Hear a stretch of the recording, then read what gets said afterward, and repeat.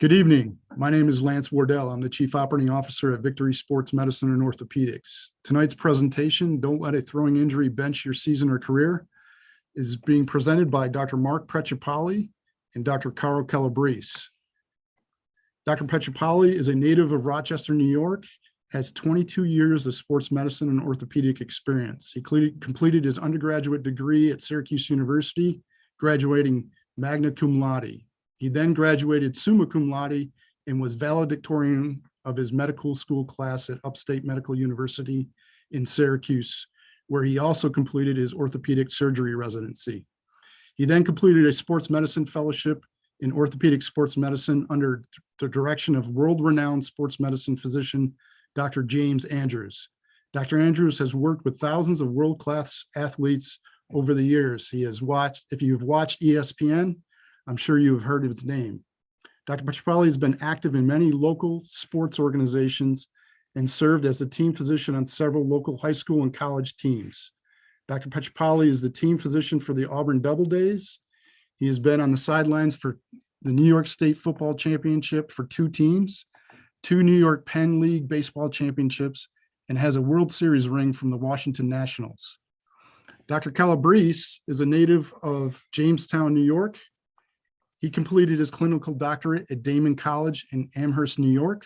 Following school, he went on to complete a 2-year mentorship in mechanical diagnosis and therapy from world-renowned McKenzie Institute. He joined Victory Sports Medicine in 2015 and became the director of rehab in 2017. He has vast experience working with adolescent to professional softball and baseball players and athletes in sports ranging from competitive dancers, swimmers, and Navy SEALs to football players. Who are we? Victory Sports Medicine was started by Dr. Precipali. He did his fellowship with Dr. Andrews, as I mentioned previously, and wanted to bring a lot of what he learned from Dr. Andrews to create a comprehensive, integrated practice of his own.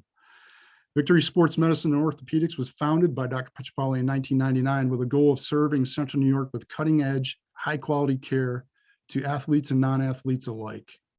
Since 1999, we have added the following services: open MRI, ultrasound, digital X-ray, physical therapy, athletic training, VFit personal training, fall prevention programs, sports metrics, ACL injury prevention programs, MLS laser therapy, PRP biologics, and stem cell recruitment injections, throwing, running, and sports biomechanical evaluations.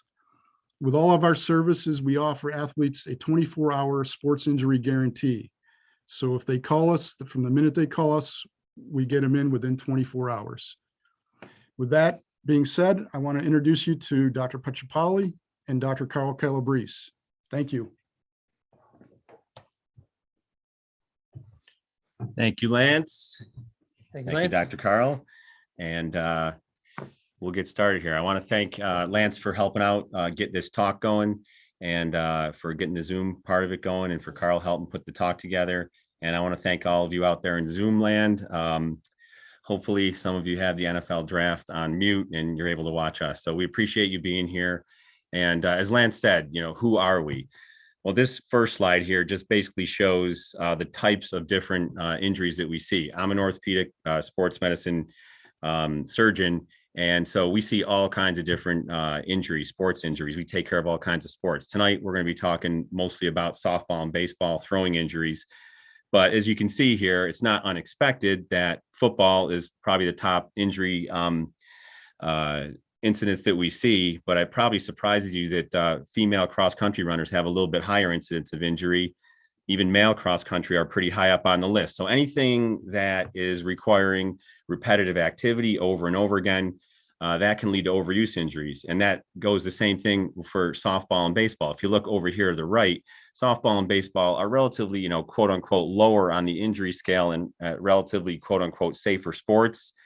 But still, there's a lot of repetitive throwing, and that can affect the shoulder in number 1 and the elbow number 2 most commonly. Obviously, baseball players, softball players, they can injure their knees, their ankles. We see all kinds of different things. But the main overuse injuries that we see are from shoulder and elbow. And that's what we're going to be talking about tonight for the most part.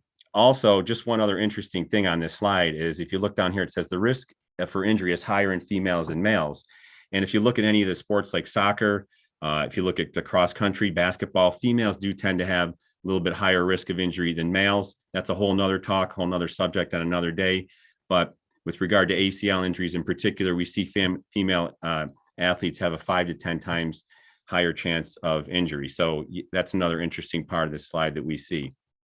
So the objectives for tonight are to talk about throwing injuries, and our goal is to prevent these throwing injuries. A lot of what I see that I have to operate on, yes, I'm a surgeon, but a lot of the things I see are preventable. A lot of the things that Dr. Carl sees are preventable. And so we want to kind of demonstrate the basic mechanics of throwing so that you can all see what that's all about and where the stresses are involved in the throwing mechanism.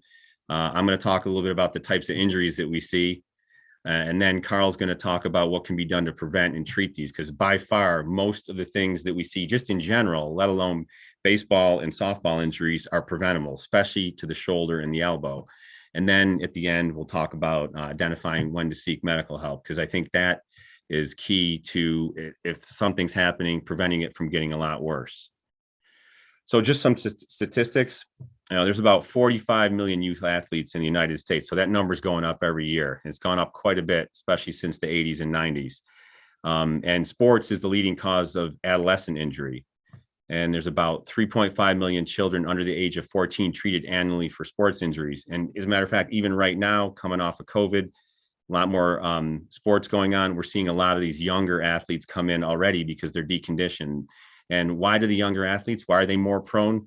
Well, they have immature bones, they have open growth plates, which are weak spots. They don't rest enough, poor training, poor conditioning, all that contributes to this overuse type of injury that I was talking about.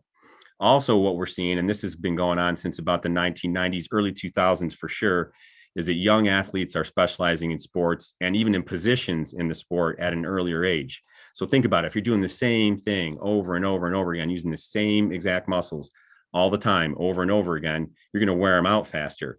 In the past, you'd have your 3 sport athletes, let's say football, basketball, baseball, and you're using different muscles during those seasons. So you're not putting as much stress. Now, kids are starting to specialize way too young, and there's only so many bullets in the gun, so to speak, and we see a lot more injuries because of that. So overuse injuries account for at least half of all the sports injuries in middle school and high school, and that we see that in our practice. I think the number one thing is that those are preventable.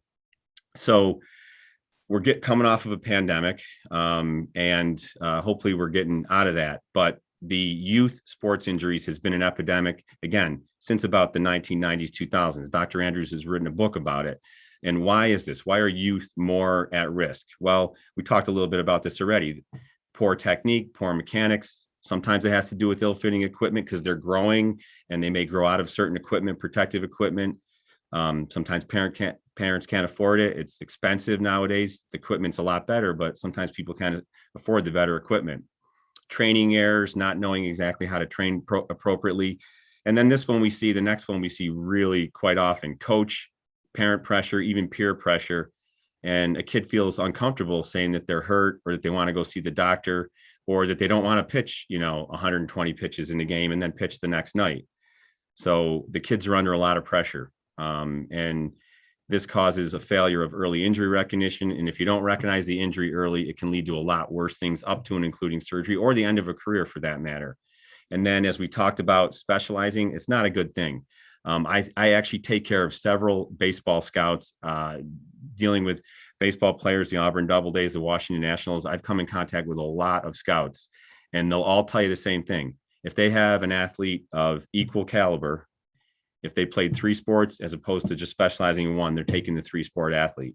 The only problem there is there's not as many 3-sport athletes anymore, so they don't have as much choice, but they all say the same thing. I've never heard anybody not say they would take that 3-sport athlete over a 1-sport specializing athlete.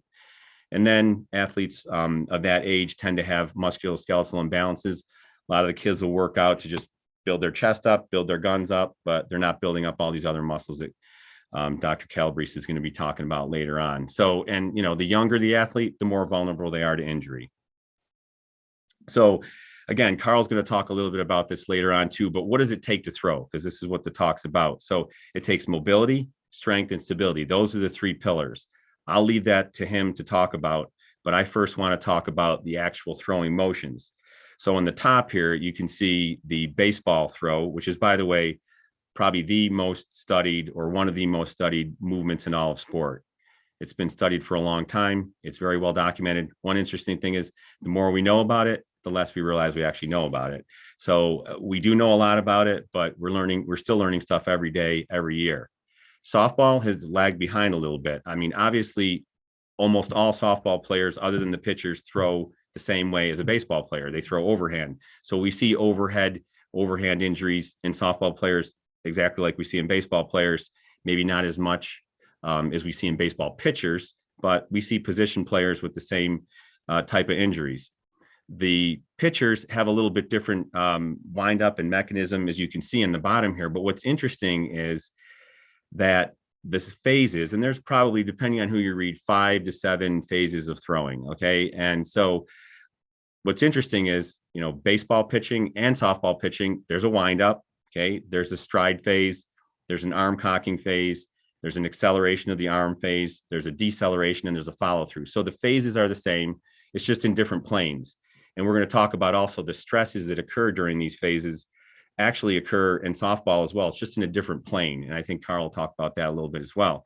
But as you can see here, the wind up basically goes from the stance position here to the knee being as high as it's going to be in the hand starting to separate.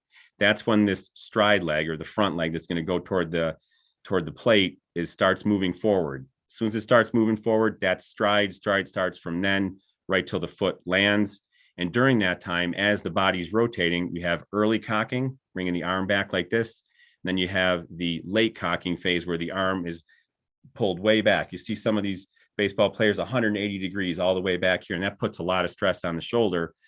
And if you look at at a pitch, it takes about 2 seconds for a pitch. Okay. So the windup is about 1.5 seconds of that. The arm acceleration from where you have that late cocking, where the arm is fully cocked, to the ball releasing, that takes about 50 milliseconds. Very fast, very violent. A lot of injuries during that cocking phase where the arm is really torqued back through the that's an injury to the talk injury here, a Zoom injury. But anyway, and it's easy to prevent. He's too muscular. But anyway, that violent throwing phase causes a lot of injuries, and we'll go through that. And then it generates a lot of force, and it generates enough force, 1 or 1.5 times body weight. And then your muscles have to slow that down and prevent your arm from falling off every throw with the arm deceleration and the follow through. And again, very similar, but different planes for softball. So we're going to look at Zach Greinke here when he was with Kansas City, and we'll look at a video of this. So you can see here's wind up. He's going to start bringing his knee up. He brings his knee way up, pretty high. Not everybody brings it up that high. A little easier to steal on someone when they bring it up that high, right? But he brings it up. That's probably the end of wind up. He's still got the ball in his glove. So right about there, probably, as he separates. And now he's going to start striding forward. So this lead foot is going to stride leg. And as soon as that lands, you start getting into cocking phase. So early cocking, late cocking, and then boom, basically cocking right through to the ball release. That's the acceleration, now deceleration. So you can see how fast, even in slow-mo, that arm acceleration phase was. And then the body has to slow that down. So I'm going to let Carl go through the individual phases themselves, and I'll talk a little about the injuries that can occur during those phases. So Doc already mentioned the wind-up phase. So we start this phase and we end this phase once the athlete has reached the maximum amount of knee flexion of the lead leg. In this position, or this part of the throwing, there's low amount of torque, low amount of stress, not a lot of muscle activity on the shoulder and the elbow. So for that reason, there's little to no risk of injury, but it's important to note that this is kind of the setting up phase. So stability is an important factor. Being able to stay in a single leg position. A lot of times you'll see younger athletes, they struggle to even stand on one leg. So that's got to be part of what we build into a prehab or a rehab program with these athletes, is they're able to have good single leg stability. So just as far as injuries go, during that phase, obviously there's not much going on. You're transferring from the stride leg over to the plant leg, and there's really not much injury that can occur during that phase itself. So then we move on to the stride phase. So that starts right when the body starts to move forward, the arms start to separate in a down and out motion, and the athlete moves towards home plate, and it ends right at foot contact. So things we're looking for here, about 80% at least stride length of what the athlete's height is. The inner foot or the front foot there should be slightly inward. We're looking about 40 degrees in knee flexion, so a slight amount of bend. Really important here, we're looking for about 90 degrees of what we call abduction. So this is a 90-degree angle here, and the elbow should be in just about a 90-degree angle as well. So, and the arm should be rotated backwards, and pay the doc back here at about a 60-degree angle. So we move from that foot contact to that arm cocking phase. So in this phase, the body is going to rotate forward as the arm kind of rotates back. So you almost have like this twisting type mechanism, which puts a lot of stress on the front side of that shoulder. Early on in that cocking phase, a lot of the times they can have pain in the front of the shoulder, potentially not because enough rotation, not enough, or late with the leg, or early with the legs, late with the legs. And this phase will end right at we call it maximum external rotation, or where that arm is rotated backwards maximally. We're looking for 180 degrees, so straight in a plane, right, with the ground between 165 to 180 degrees is optimal. About pelvis rotation is about 50 degrees in this plane, and then you should have about a 20-degree trunk tilt. So we end maximum external rotation. And so as Carl's alluding to there, with that arm way back like that, that puts a lot of stress on the front part of the shoulder. So the front part of the shoulder is the anterior part. You can get some looseness, some laxity, some instability. So we see a lot of front injuries there. And right as you're just about to go forward from that fully cocked position, then if there's a little looseness in the front, it may shift that ball of the ball and socket, which we'll go over. And then the back part, the posterior part of the shoulder, can pinch or get internal impingement. And we're going to go over all these. I'm showing these just so that you can see and correlate the name with the phase as we go through these later on. But you can also have labral injuries. People have heard of slap tears. We'll talk more about that. Little leaguer shoulder, which is basically inflammation of the growth plate. You can get pinching of the rotator cuff. And then the elbow also in that position, the inner side here, the medial side, the funny bone side, you can get strain on the muscles. You can get aggravation of the growth plate. The ulnar nerve, the funny bone nerve, goes right along here. That can get stretched and get injured.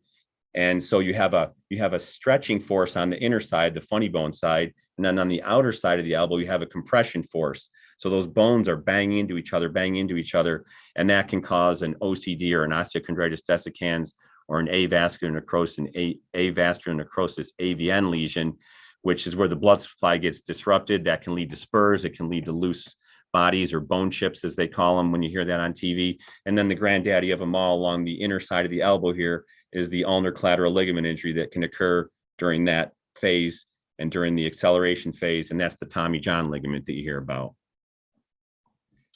Okay, so we've created all this energy from the wind up to that maximal external rotation. So now we have to unleash that energy onto the ball. The acceleration phase is a very, very short, but one of the most important phases. So there's torque around the knee at about 380 degrees per second. So if you think about one revolution and a little bit more in a second, and then as you go up, it's going to get more. So it's 590 degrees at the pelvis. So you can do 1.5 rotation a second. The elbow is about 2,000, at least 2,000 degrees per second. And then the fastest human movement ever recorded at the shoulder is 7,000 seconds, or 7,000 degrees per second, excuse me. In 1 second, your arm would rotate around 20 times roughly. So you can imagine that muscle activation, control, and sequencing is very important. So we want to make sure that the athlete still maintains that 90 degree of abduction. They get good lower leg drive, and they're unleashing from their hips and their trunk onto the ball. So, muscle activation, a study by D. Giovanni looked at muscular strength. They kind of tested how strong someone was. And then based on that, they did EMG studies of throwing. So in this acceleration phase, the lat, or this muscle kind of on the side, has to contract at 88% of what it can maximally do. The subscapularis, one of the rotator cuff muscles Doc will talk about soon, has to contract at about 115% of what it can. And then in the tricep, or between your shoulder and your elbow, 89. And then in the kind of forearm, the pronator muscle, at about 85%. So if you're not getting good muscle activation here, well, the bones and the ligaments are then going to absorb that extra force. And that's where injuries can potentially come into play. Exactly. So at that 7,000 degrees per second and the elbow going at 2,000 degrees per second, 7,000 degrees per second is basically faster than the blink of an eye, or around that. So it's creating a lot of stress on the shoulder. Again, you can get the instability, the looseness, you can get the slap tears, you can get tendonitis, overuse, you can get rotator cuff injury. And then because that elbow is straightening, that movement, it'll straighten and bend back. That puts a lot of stress on the posterior, or the back part of the elbow. It can overload it, this valgus extension overload, which can lead to bone spurs, bone chips, quote unquote, and loose bodies, as well as the ulnar collateral ligament as you're coming through. So that phase can cause stress to all those areas. So lastly, we have the deceleration phase. So you've created all this energy, you've given it to the baseball. The baseball is now going towards home plate. Well, your body has to dissipate that energy. So the goal is the larger body parts are going to kind of absorb that force or that energy. But at the shoulder itself, you got about 1 to 1.5 times your body weight that's trying to pull your arm off of the socket. So it's trying to pull you away as you're doing this. So same thing. Where we are in space is imperative. That muscle sequencing, as well as just being able to generate that force or that eccentric control. The same study looked at that lower trap, or that muscle that kind of comes down through here. That's got to fire to kind of keep that shoulder blade stable on that rib cage. And that's got to fire about 78% of what it can maximally do. The teres, one of the rotator cuff muscles, about 84. And then in the elbow, the flexor carpi ulnaris is about 77%. So there's a lot of force that needs to be absorbed, and these muscles have to work, and they have to work on a dime. So that's where that mobility and that stability and that strength come in. So being strong is one thing, but being able to know and have the brain know when those muscles need to fire is another thing. So let's go back. Let's just go back on that, 'cause this is my favorite part. Can I do this part? This is Yeah. fun. So yeah, just watch his arm up here. And by the way, this is the way most baseball pitchers look with their shirt off. They're not usually ripped in the upper body, but it's just the way it is. They don't like to work out their upper body. A lot of them, not all of them, but watch this. Watch these muscles all moving and activating.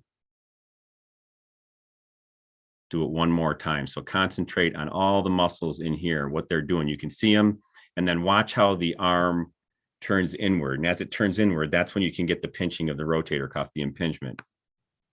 Pretty crazy, huh? So that's the body trying to slow down the arm getting pulled off the body. So you can get we talk about these slap tears because back and forth, and pulls on that labrum, which I'm going to go over. The biceps tendon attaches to the top of the labrum, so that pulls on it. Rotator cuff, we just showed you how that arm is turning inward. That can cause pinching of the rotator cuff. And then the same thing, as you're decelerating, you're coming through, the elbow is straightening almost all the way straight, but then it's rebounding back. And that creates a lot of stress in the back part of the elbow, where you can get this valgus extension overload, which leads to the potential loose bodies and the quote unquote bone chips. So as we alluded to here, the positions or the parts of the throw that are the most stressed are the late cocking, when it's maximally torqued here, and that's putting a lot of stress on the front part of the shoulder, okay, and the anterior part of the shoulder. And then just as you're starting to come forward for the acceleration phase, which goes from here to ball release, 7,000 degrees per second, that's putting stress on the posterior aspect right when you're first starting. So if someone has this internal impingement where the back part of the rotator cuff is rubbing on the back part of the the socket, which I'll show pictures of, that's where they'll have the pain. And then obviously we showed you the acceleration and the follow through create a lot of forces. So that's where the injuries are occurring. So I could show, this is, the basic anatomy of the shoulder, but I could show the anatomy of the entire body because almost every single muscle is used for the throwing, from the toes all the way to the neck. And Carl's going to go over even an underrated area is the thoracic spine, because you get your rotation from your shoulder blade, but you also get some from the thoracic spine. So this is not really doing justice to all the muscles, but talking about specifically the shoulder, every one of these does something. So your pectoralis, this is a right shoulder, and it's like looking at us. This is the collarbone. This is the midline of the chest. This is the pectoralis muscle in the front, the chest muscle. This is the deltoid muscle on the side right here. Then you have your biceps. Bi means two. The long head of the biceps, which we'll show you, goes up into the shoulder. And if you look at the shoulder's a ball and socket, okay? And the socket is not very deep. Like a hip socket's very deep and very stable. The shoulder's not very deep, and that allows it to move like it does and get into all those positions. But then there's laxity and there's instability. So all these muscles, all these structures help with that stability. The socket has a rim of cartilage around it called the labrum, which sticks out like that thing on a plunger. So this is looking at the socket without the head, the ball in there, looking straight on. And the superior, the upper part is here, the inferior part's here, and that long head biceps tendon that comes up underneath the deltoid up and attaches to the very top of the shoulder, that pulls on this labrum where it attaches to, and that thereby pulls on the bone. And a slap tear, superior labral, anterior to posterior, front to back, is where these slap tears are, and I'm sure you've heard about those. So all these muscles, serratus, latissimus, trapezius, even the obliques, you've heard of obliques, they all come into play. But the granddaddy, the really fine tuner muscles, are the rotator cuff muscles. And those muscles are 4 small fine tuner muscles. So this is looking at it from the front. This is the shoulder blade. Here's the arm bone and the ball and sockets here. And then this is the back part. So there's 4 small fine tuner muscles. There's one on the top, there's one in the front, and then there's 2 in the back, okay? And the supraspinatus, the one on the top, is the one that tends to get pinched from the outside in between these 2 bones, in between your acromion, which is the tip of your shoulder, and the ball, and that's the external impingement. And then, as I talked about, when the arm is in the fully cocked position, this is the back part of the shoulder here. The inside of this tendon right here, the infraspinatus, will drape or rub on the socket, and it can cause some breakdown of that and of the tendon and the labrum, and that's the internal impingement, which can give pain. And I'll show some pictures of that from inside the joint. So what are some of the common injuries we see in the shoulder? Little leaguer shoulder, which is basically an inflammation or irritation of the growth plate. We just had a couple of these. I'll show an example. Itis means inflammation. So tendinitis is inflammation of the tendon. The rotator cuff can get inflamed. It can start to break down. You can get tendinopathy, which means a problem with it. It can get partial tearing. You can even get full thickness tears. We tend to see the full thickness tears in the much older athletes, although the age of that is coming down. The capsule is the casing around the joint. So, you rip a drumstick off a turkey, the casing provides some stability to the joint, and especially the front part will stretch when the arm's back here. And there's little ligaments in there that provide stability. If that gets stretched out, the ball slides forward, which creates pressure on the back part of the shoulder, causing that internal impingement, which is what we're talking about here.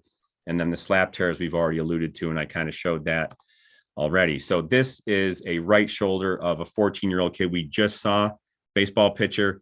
Bone is white because it has calcium in it, okay? And then it looks like there's a line across here, right here, but that's actually a growth plate. So growth plates are made out of cartilage, and cartilage doesn't have calcium in it.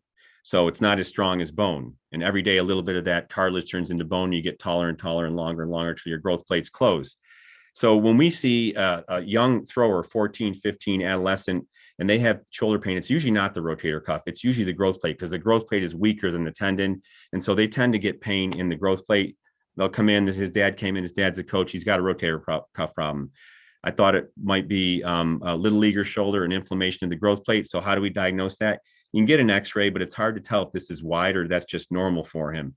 So what we do is we get an MRI, and again, here's the ball and here's the socket. The bone should be black, the growth plate's right here, and there's all this white signal, which is a reaction, a stress reaction in the shoulder.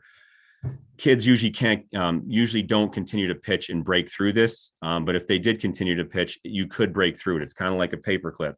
It'll get weak, and it'll hurt. If you keep going, it's going to eventually break. On the elbow, however, we do see kids sometimes pitch through it and break through the growth plate. So this is probably the most common thing we see in a young thrower is when they have shoulder pain.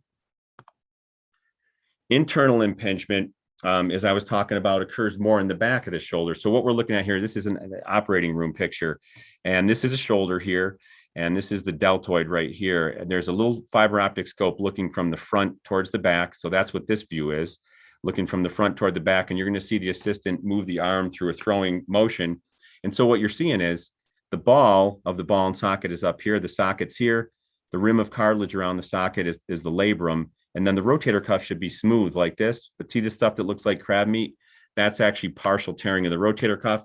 And you can see when you're going back and forth, that's rubbing and it causes pain. So that's what internal impingement is. And it usually causes pain in the posterior, the back part of the shoulder. And it's just when they're going into the acceleration phase, they'll tell you they have pain in the back of their shoulder. That's what that is. It used to be more common in a lot younger patients. Older patients. Now we're starting to see it in a lot younger patients. The slap tear, what we're looking at here is from the top down, we're going to dissect out, and I'll show a more close-up of this in a minute, but this is basically a cadaver dissection with the deltoid, the shoulder muscle, out of the way, and then the acromion bone right here is taken out so you can look straight down, and that long head biceps tendon attaches here, and the ball is here and the socket's here, and you'll see on the close-up views later on how that, with the arm going back and forth, that causes pain, and it causes a pulling. So here's a close-up, and you can see back and forth, back and forth, back and forth with the throwing motion. It causes stress on these fibers here. So the ball is here, the socket's underneath here. This is where the labrum attaches. And then, as we talked about, at ball release and deceleration, the biceps is contracting, so the biceps is pulling, and that tendon is also pulling on the labrum. So you have a pulling and you have a rotation back and forth, and that leads to wear and tear, and it can cause the labrum to detach from the socket, and that's what a slap tear is. And you hear a lot about those in baseball pitchers. This was a pretty cool study or a demonstration of how that biceps tendon, when it contracts, okay, it will pull, the biceps will pull on the labrum. So this is in the operating room. These are electrical pads that stimulate the muscles. So you can see the biceps muscles being stimulated. And as it's being stimulated, this is the biceps right here. Here's the ball. Here's the socket. There's the labrum. Watch it pull. Pulls right on that labrum. Wants to pull it off. So imagine hundreds of throws in a game, thousands of pitches in a season, tens of thousands pitches, tens of thousands and hundreds of thousands pitches during a career. You can see how that can wear out eventually and tear off of there. And it's kind of analogous to pulling out a weed. So you rock the weed back and forth, and then as you rock it back and forth, it loosens, it makes it easier to pull it out. So that back and forth motion, and then the biceps pulling on it, that tends to cause these slap tears. Well, just to show it one more time, it's kind of fun to watch. But that's how you pull a big weed out in Texas. So the elbow, okay, the inner side of the elbow right here where the funny bone is, okay, what we're looking at here is this is the inner side of the elbow right here, the medial side where most of the things we see happen. This is the funny bone from the back. This is the tip of the elbow right here called the olecranon, which is on the ulna. There's a lot of structures here, but basically we'll show the ulnar collateral ligament. It's actually 3 parts, but the main part that goes from the funny bone down to this little bump right here on the ulna, the sublime tubercle, that anterior band, that little tiny thin thing, that's what tears. And basically when we throw, you're throwing with enough force to tear that every single time. I think it's 64 Newtons or something like that. But basically your muscles and everything have to protect that ligament every time. And when you throw and you're overtired and the muscles are weak, it puts a lot more stress on that. There's also other structures like the ulnar nerve, which if you look here, the funny bone is right here. That's the funny bone. There's that nerve that comes right back here. That can get stretched. The ligament is right there, that little green thing. This was an Irish pitcher, no, just kidding. And you can get injuries to these muscles here on the inner side of the elbow. So the things we see, little leaguer's elbow, that's inflammation of the growth plate. You can get a strain of the muscles here.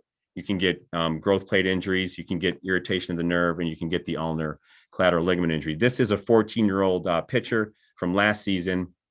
And he came in with pain along the inner side of his elbow. He was kind of wishy-washy about it, but you can see his growth plate looks pretty good here. Now, he went and continued to pitch when he probably shouldn't have, and eventually felt a pop, and you can see how that growth plate widened and this piece pulled off. The funny bone actually pulled off. Wasn't very funny. So that actually required a surgery where I had to go in, put a screw in there to get that to heal back. So that's what can happen if you continue to throw with pain. You get up medial elbow pain and you're a kid and it lasts more than a couple, 3 days, you should not be throwing. Anybody shouldn't be throwing if they have medial elbow pain. And then we'll talk a little bit about the Tommy John surgery. This is Tommy John. He was with the Dodgers originally, then he was eventually with the Yankees. I was lucky enough to meet him when I was down in Alabama, but he was the first person to ever not tear the UCL. Lots of baseball players did that. Sandy Koufax ended his career, but he was the first one. Dr. Jobe out in California with the Dodgers invented a new procedure to not just repair or try to repair the ligament, but to make a new one. So he reconstructed it using a tendon from the wrist in the forearm area. And not to get too technical, but basically what we do is we drill some tunnels through the bone and we weave a tendon from the forearm or from the knee. We actually can take a tendon from the knee and weave it through and kind of make a figure of 8 and make a new ligament. So this is originally from the original paper here. And there's been a lot of different changes with that, but basically it's a reconstruction. Sometimes we can repair it. Most of the time it needs to be reconstructed. And the number of reconstructions since the late 90s up to now has skyrocketed. It is a pandemic. These kids are much younger now. You can see 30 years of age. It used to be an injury to 30, 35-year-olds. Now it's an injury to 15 to 20-year-olds. So because of all those factors we were talking about, unfortunately, these injuries are more common and they're more common in younger athletes. So the thing that we need to focus on now is what we can do about it, right? It goes back to those 3 pillars we talked about: that stability, the strength, the mobility, good adequate warm up. All too often kids are going out there and just starting to throw. You should have a good sweat about you. One of the things you can do to warm up is a Throwers 10 program. You'll actually be able to find that on the website, and check our Facebook and other social media. We'll be putting demonstrations up on the Throwers 10, which has actually helped plenty of people doing that prevent injuries. Good mechanics.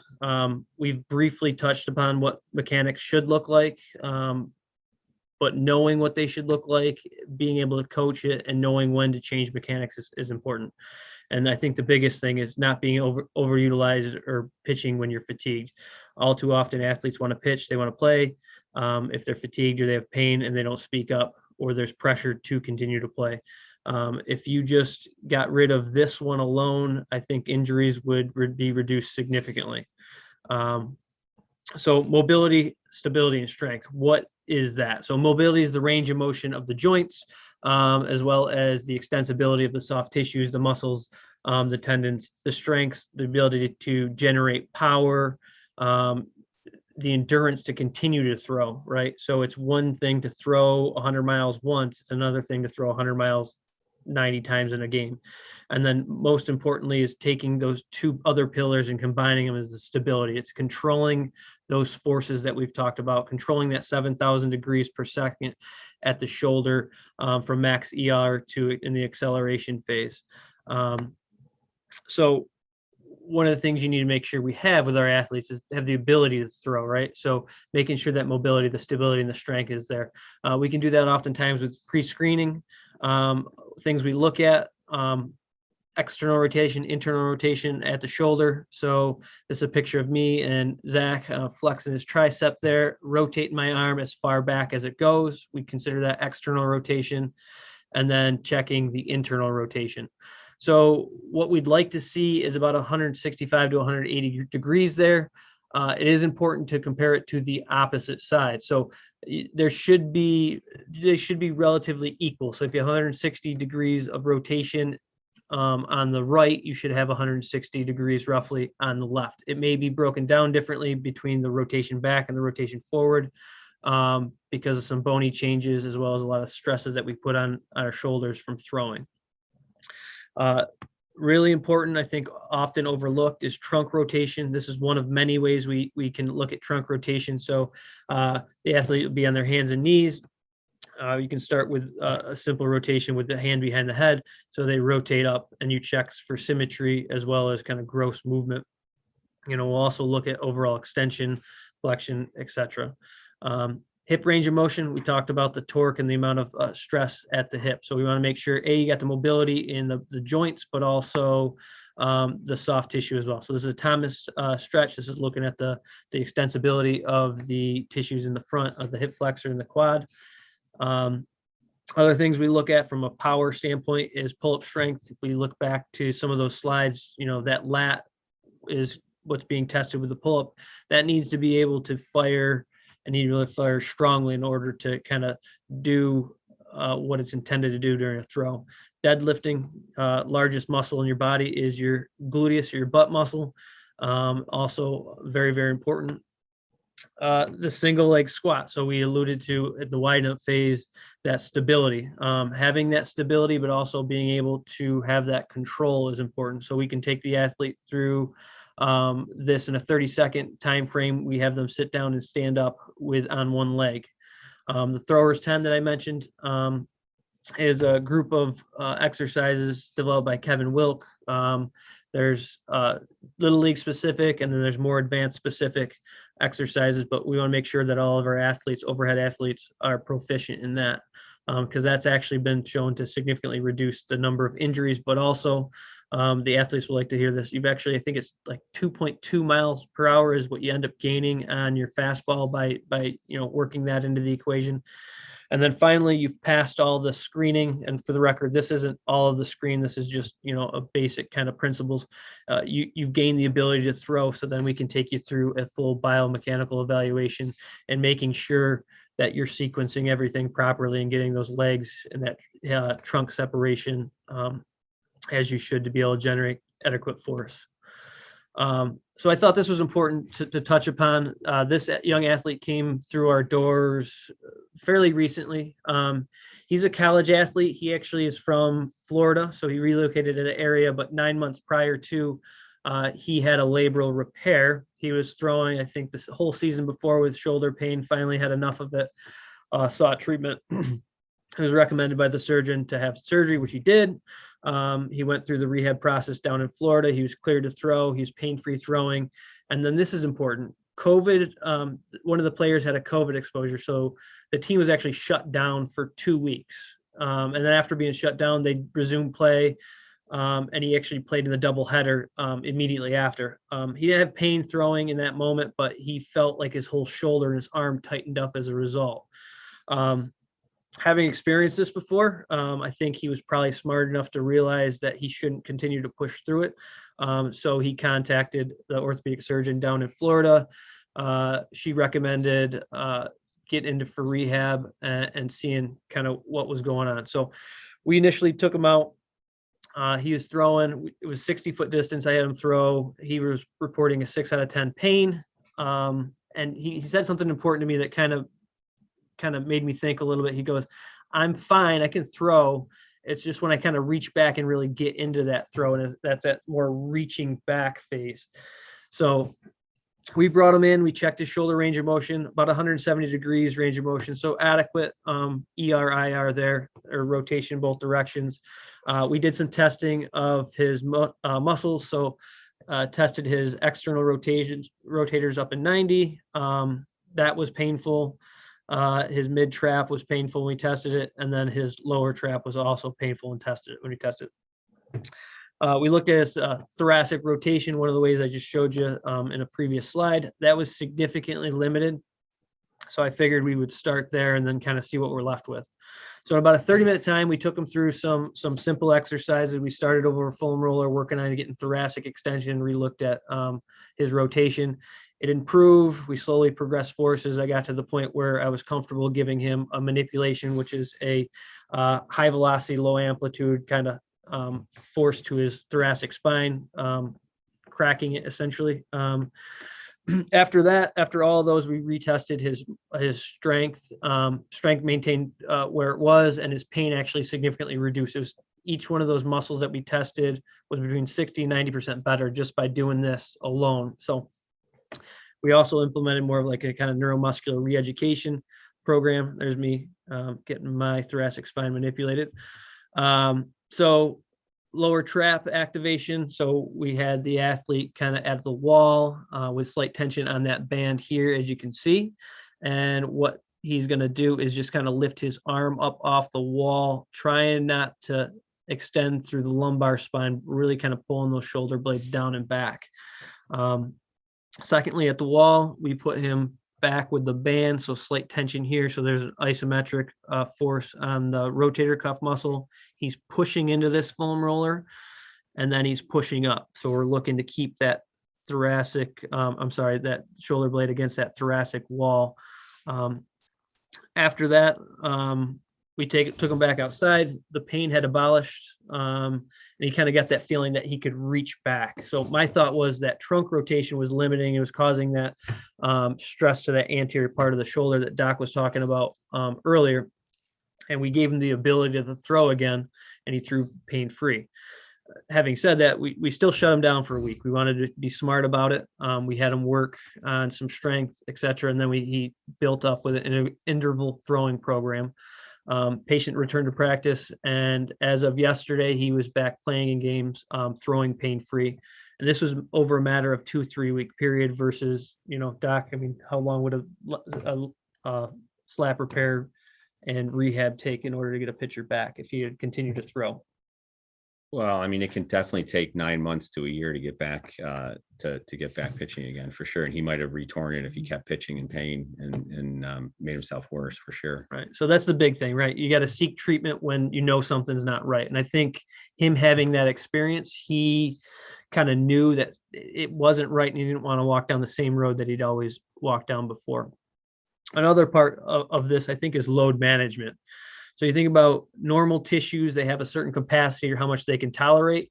And then the load is the throwing. That could be weight training, weighted ball throws, distance throws, being on the mound, etc.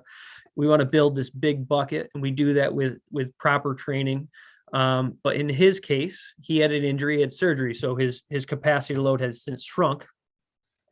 And then he had built it up enough over time. But then that shutdown, retrospectively, I'm wondering if that kind of cause that tolerance to those tissues to actually decrease. And now he's overloading that bucket, right? And the result in his case is pain. But if he continued to kind of push it, injury could have been the result. So it's one thing to limit how much you're playing, how many pitches you're throwing, how many innings you're throwing, etc., but also training load, right? So this is one of the things that a lot of athletes are training year round, maybe incorrectly, or they're doing weighted ball throws, or on their off days, they're doing long toss. There is one study, after about 180 feet, you actually are putting as much force on your shoulder as it actually if you're going out there and throwing in a game. So what you think you're doing in those kind of rest days or those deloading days actually may be overtraining.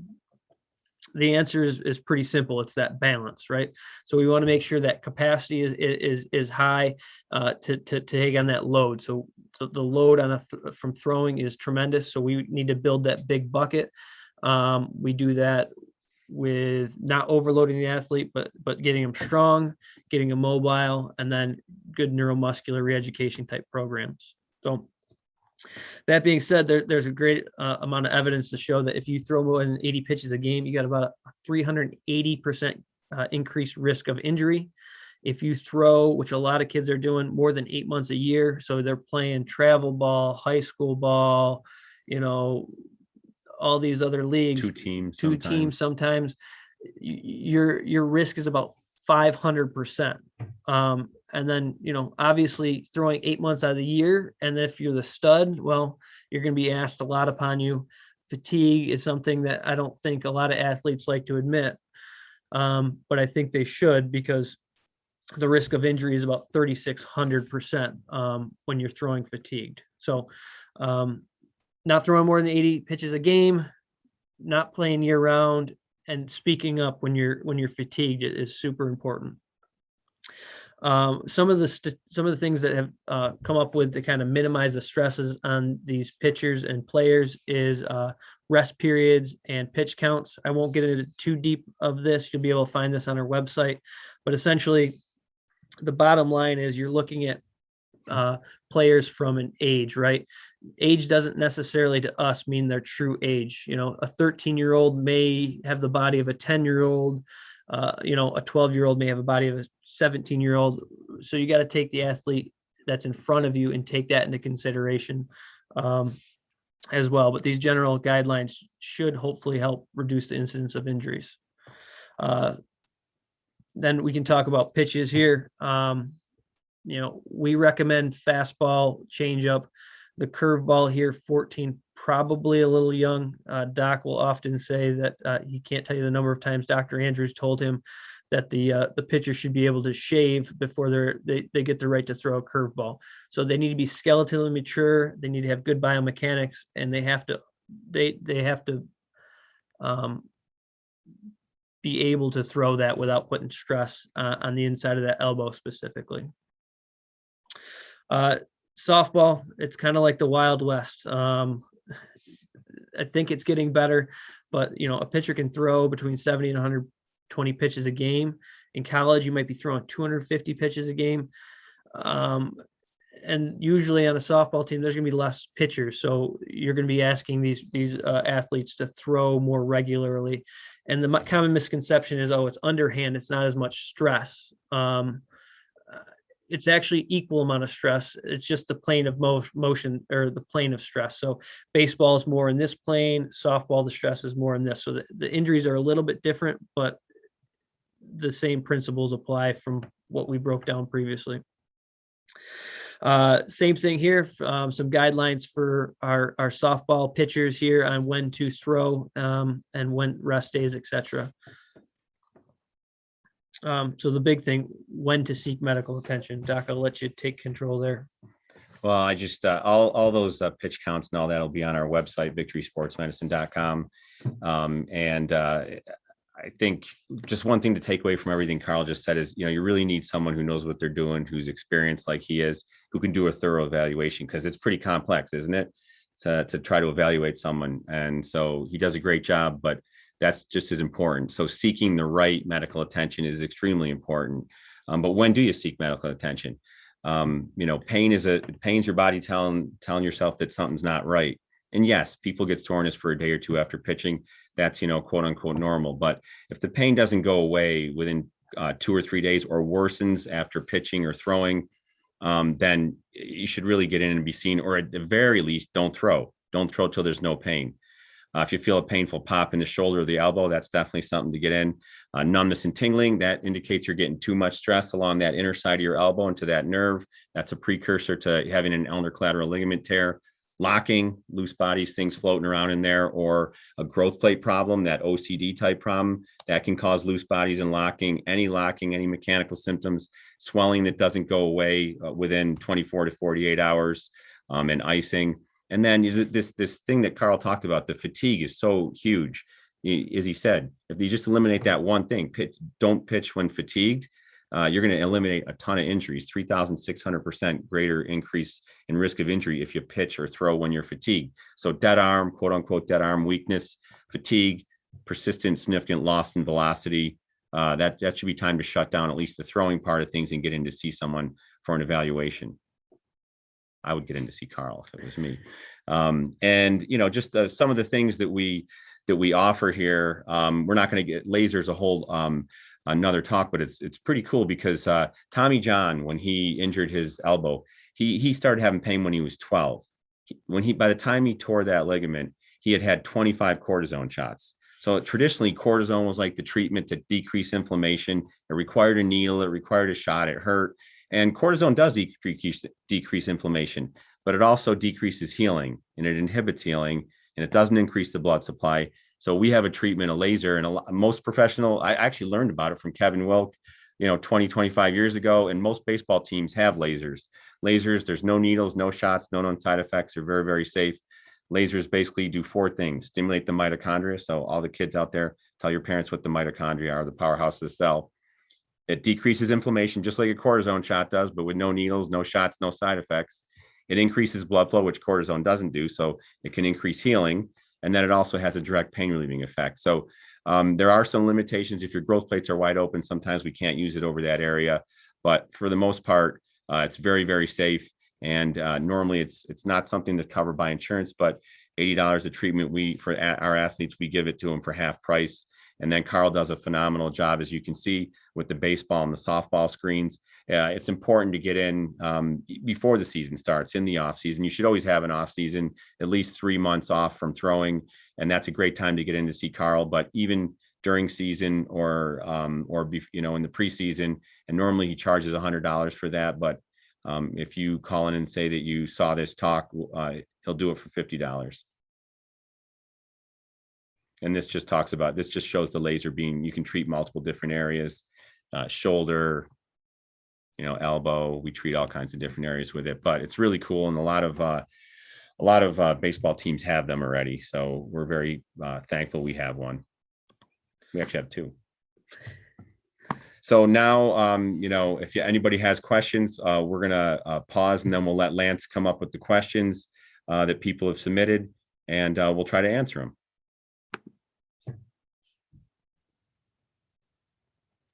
Let me stop the recording. Was that like 3 hours? No, How long it was it? an hour.